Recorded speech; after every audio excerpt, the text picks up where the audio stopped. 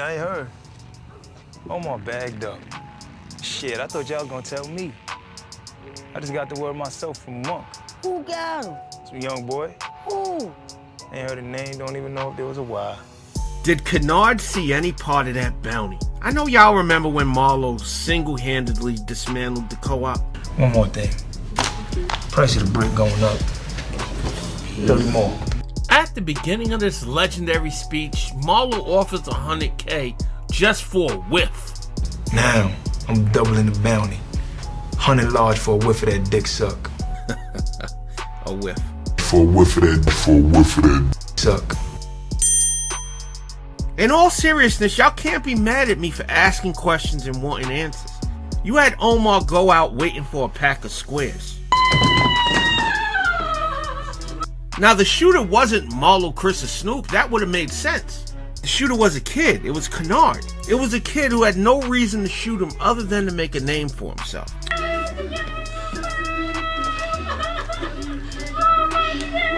Yeah, we see Kenard getting arrested in that final montage, but even with that, David Simons, you got some questions we need answers to. I need to know what happened. How old was he? How much time did he get? And most importantly, did he get paid? Marlo didn't seem like the type to not honor his word. Yeah, the brother was a savage to the 10th power. Cost me the job. But even with that, he still kept his word in paying Cheese. Give a gift, get a gift. Why should Kenard be any different? The 3 seasons we spent with Marlo, there's enough here to get an idea of how this might have played out if we were given a season 6. Gonna use the breadcrumbs the show left behind. I got 2 scenarios I want to run past you guys. Remember, these are just hypothetical situations. No right or wrong, just my thoughts. But first, like always, Big Rich, tons more content on the way. If you're new to the channel, thanks so much for giving your boy a chance. When you get to the end of the video, if you're enjoying this, hit that subscribe button and check out some of the other content. It really helps the channel out. Like always, I rock with each and every one of y'all. Thank you so much for giving your boy a chance. Now let's get into it. Too much talking around here lately, man. Damn, Snoop, you right, my bad. Did Marlo Stanfield keep his word? Now, I misspoke at the beginning of this video. It's not $100K he owes. He actually owes Kenard $250,000, $250,000.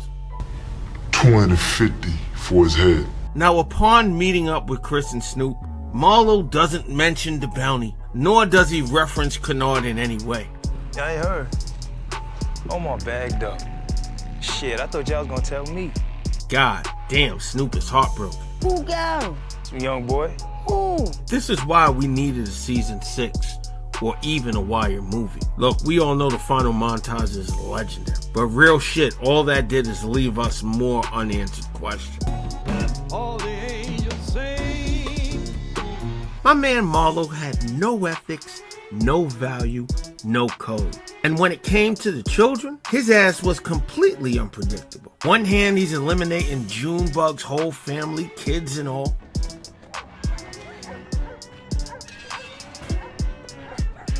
Next, he's passing out $100 bills like they turkeys on Thanksgiving. Oh, you need to thank my man Marlo. And please, y'all, let's not forget what he did to Randy. Marlo Stanfield was unpredictable. That's also partially what made him scary as well. Was you such a bitch-ass punk you worried about where money come from?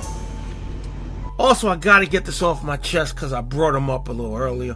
Marlo paying Cheese, that scenario was nothing like this. Cheese was a slimeball sucker who sold out his uncle. Someone Marlo knows he can never trust. I mean, he even offers the open territory to Slim Charles. Meaning no disrespect, but I ain't cut out to be no CEO. Before reluctantly giving it to Cheese. Cheese then. No problem, man. Got you covered. I just want to make it clear that that scenario ain't this scenario. Cheese snaked his uncle. Kenard eliminated a threat. Back on the hunt, boy. David Simons, you're real slick for this as well. Cause you not disclosing Kenard's age is genius. Leaving degenerates like me to guess. Knowing that one piece of information would make putting a video together like this a whole lot easier. Kenard's age is the biggest factor when it comes to his legal troubles. That's Omar? Dang.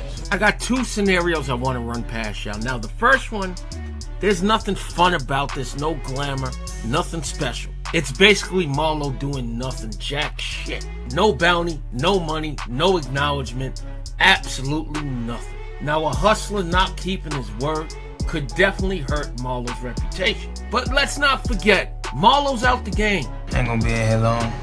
Case they got against me already falling apart. And not to mention, his whole core team is gone. But the truth is, I'm done with this gangster shit. So why would Marlo Stanfield care what a bunch of hustlers and gangsters he no longer rocks would think about him? Marlo was a cold, calculated son of a bitch. This is the least of his worries. You're something else other than a gangster. Businessman. Now, scenario number 2 is a little more entertaining. Y'all might think I'm nuts for this, but I think Marlo pays. I think he honors his word and holds the youngster down. But let's take a quick look at why. Outside of Commissioner Valchek, Marlo's the biggest winner on the show.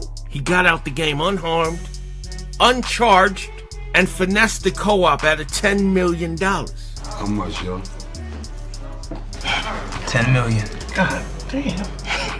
It's safe to say Marlo's not hurting for cash. If y'all think it ain't worth that, I'll stick that shit back in my pocket. Y'all can go back to running that stepped on New York shit. As scary as this shit sounds, I can see Marlo taking a liking to some of Kenard's qualities. Ain't nothing wrong with me. I'm out here getting stuff done. You up in some house somewhere, playing like a little bitch. And also, not to sound like a hypocrite, even with what he was willing to do to Junebug's family, Marlo still understands the importance of looking out for the young. Now that shit is displayed brilliantly in the pigeon coop scene. You got squeakers nesting squabs. Taking care of the youngins. I like seeing that. There's not many words exchanged here, but Marlo seems genuinely pleased. It's really good work. I love how this scene highlights that if you look out for the youngsters, loyalty will build over time. Yeah, Marlo.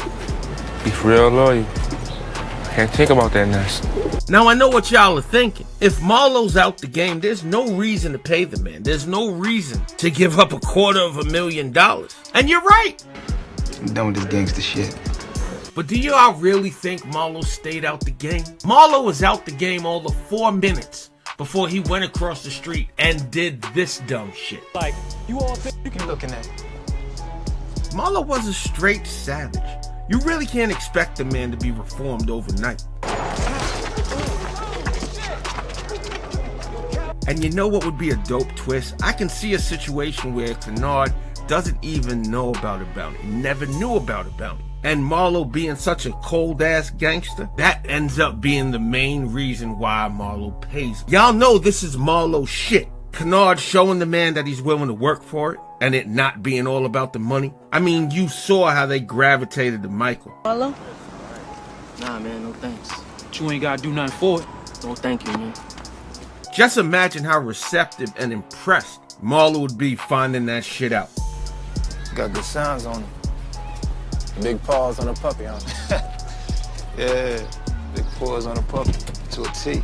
I want to throw this last scenario in before I get up out of here. I don't care if Kenard's being tried as a child or an adult. I don't think he serves 1 day in jail for murdering Omar Little. Think about it, y'all. What would be the ultimate slap in the face to Omar's character, his legacy, than to have the killer get off scot-free? You see, gangsters and hustlers weren't the only people Omar pissed off. He also embarrassed Levy. Embarrassed him in front of his peers, in front of the hustlers, and worst of all, the judge. I mean, Omar took the stand and said he robs drug dealers. So you rob drug dealers? This is what you do? Yes, sir. It's documented. I can see Levy's genius working this in a way where it's twisted around to where it's self-defense. Of course, that would depend on the grocery store having a camera. And come on, y'all, if you grew up in the inner cities, y'all know those cameras didn't work for shit. They were just there to scare everybody. And with Omar's testimony from season 2, it'll come back to bite him in the ass. And look, I ain't never put my gun on no citizen. Ironically, with the kid who ends up killing him. It's Michael Moms, yo. She a f***ing dope fiend. I don't know, y'all. I could be reaching on that one. Definitely get in the comments section. Let me know your thoughts. And again, y'all, just having fun with it. Big Rich, like always. And if you're still here and haven't subscribed, hit that red button and check out some of the other work. Really helps the channel out. Again, y'all, I'm back on my shit. Videos dropping on a weekly basis. Make sure you got notifications on as well. Thank y'all so much for watching. I'll see y'all next time.